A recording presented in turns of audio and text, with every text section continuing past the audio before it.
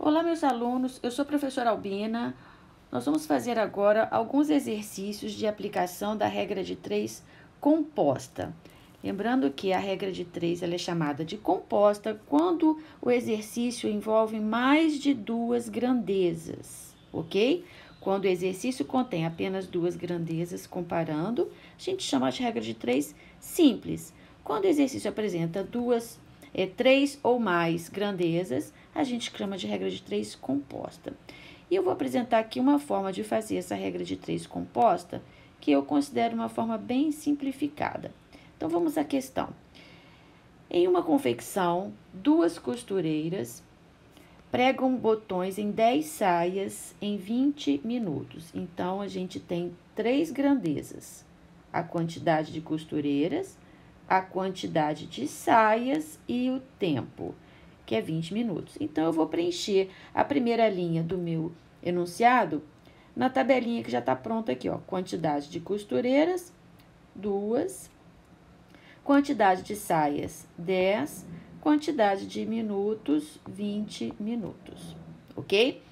Continuando o enunciado. Calcule quantas saias. Então, se ele quer saber a quantidade de saias, o meu X, ele vai ficar na minha coluna saias. Então, o X eu vou botar aqui.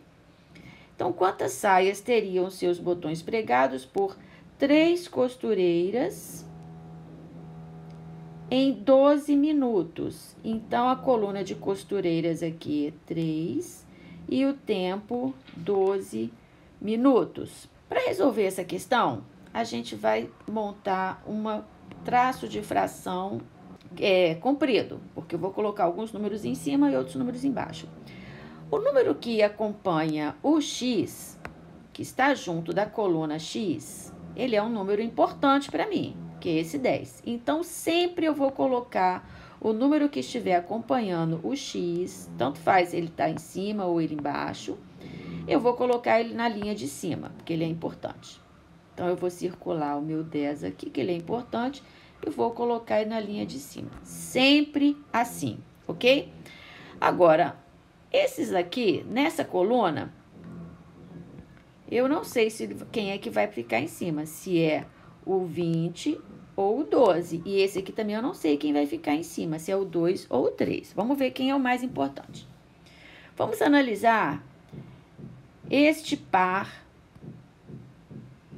de grandezas, quantidade de saias e quantidade de minutos. Ignoro a quantidade de costureiras, como se nesse momento eu tivesse o mesmo número de costureiras. A única coisa que estivesse variando é a quantidade de saias e a quantidade de minutos, o tempo. Então, eu penso o seguinte: se eu tenho 10 saias, eu levo 20 minutos. Se eu tiver menos minutos, agora eu tenho 12, é menor que 20. Se eu tiver menos minutos, eu vou conseguir costurar mais saias ou menos saias? Resposta é menos. Se a sua resposta é menos, você vai circular o número menor. Então, você vai circular o número 12. O que significa circular o número 12? Esse número 12, ele vai ficar em cima do traço de fração. Ele é mais importante. Então, o 12 vem para cima e o 20 fica embaixo. Agora, vamos analisar esta coluna quantidade de saias com a coluna quantidade de costureiras. Então, lembrando, se eu responder menos, eu vou circular o menor. Se eu responder mais, eu vou circular o maior. Beleza? Então, vamos analisar agora esta dupla aqui de grandezas. Eu tenho aqui duas costureiras que conseguem costurar 10 saias. Se eu tiver 3 costureiras, agora eu tenho mais costureiras. Se eu tiver 3, eu vou conseguir mais ou menos aqui? Resposta é mais. Se a resposta é mais, eu vou circular o maior. Quem é o maior? O 2 ou o 3? O 3. Então, eu venho aqui, circulo o 3. Quando eu circulei o 3, eu estou falando que o 3 é mais importante que o 2. Então, o 3 fica em cima e o 2 fica embaixo. Ok? Pausem o vídeo e tentem vocês montar essa expressão, esta fração, que isso aqui é o coração do problema. A partir daqui, você só fazer o resultado, fazer a conta e descobrir o valor de x. Eu posso simplificar o 10 com 20 e aqui eu vou ter 2. Posso simplificar esse 12 com o 2, vai dar 6. Posso simplificar esse 2 com o 3, vai dar 3. Sobrou 3 vezes 3, resposta 9. Significa que, considerando 3 costureiras, trabalhando 12 minutos, elas conseguem fazer 9 saias. Próxima questão.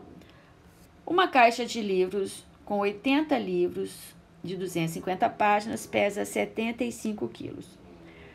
Quanto pesa uma caixa com 60 livros de 120 páginas? Então, vamos na primeira frase aqui, eu preencho a primeira linha.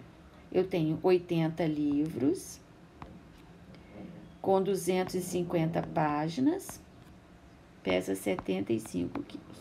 Agora, vamos analisar a segunda frase. Quanto pesa uma caixa? Então, ele quer saber quanto pesa. O x vai ficar na coluna, que é a massa, que é o peso do livro.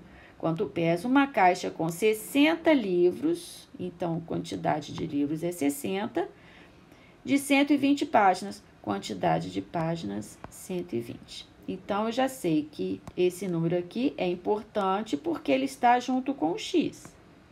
Então, ele vai ficar na parte de cima da minha fração.